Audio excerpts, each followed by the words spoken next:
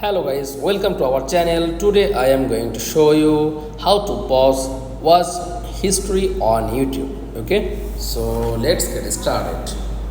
Then first of all, click on YouTube app. Okay, and tap on profile icon.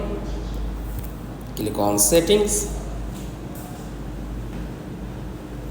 Then tap on manage all history.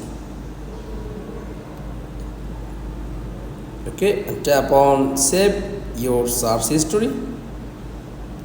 Click and just tap on this option and tap on pause. That's all.